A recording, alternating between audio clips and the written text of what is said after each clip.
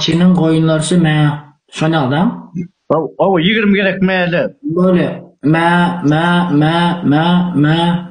Dur o bey meyli ne o bileyim. Böyle mi bäse mala koyurdum da.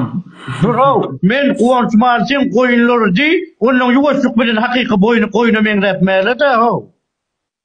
Men Kıvanç Marçinin koyunları mı? Böyle mi? Şöyle mı? O koycu meyli de o koyunun gel çektirip.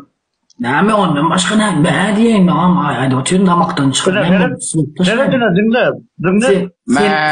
O jetip meyli dönüyor. Gelip meyli kovutter. Sen mediyayı da bir sefer onun me diyecek. Mediyan. Men diydim ha şu anda 2 rapor diydim ha.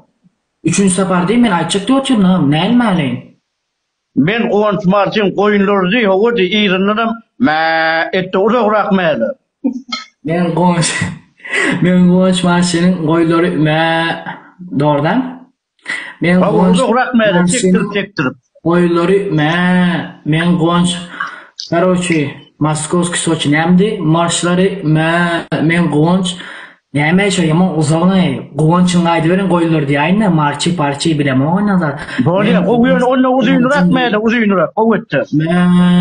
Men Kıvançların koyunu men Kıvanç marçın koyunu men Kıvanç'ın koyunu men Kıvanç'ın koyunu Amcan Seret sen ayda oturuyor da efiri sahrayın etti diye da sahrayın edip koy oturuyor diye da yani koyyan mı onu aydaydı.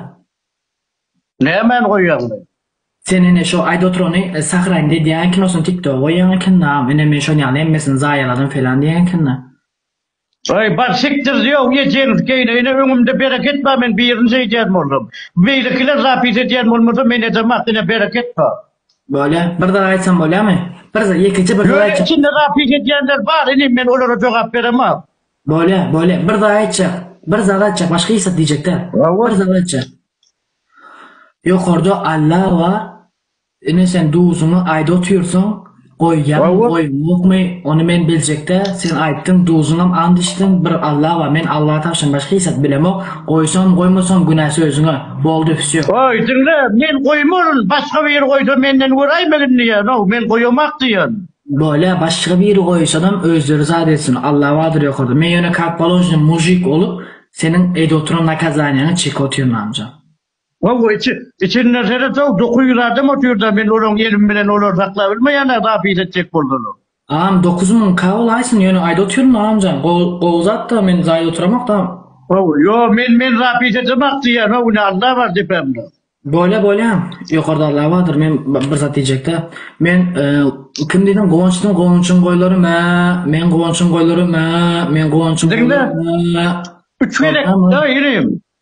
Böyle aytacağım. Nerede dinle men bir minut. Dinle oturuyorsun. Etil 3 gerek men begon koyunları deydi et bollu. Kim? Men begon koyunları edip 3 gerek et bollu abi. Ben beganın koyları ben bega koyları men bega koyları bollu mu? Baba bollu. Canın sağ olsun am. Sağ ol.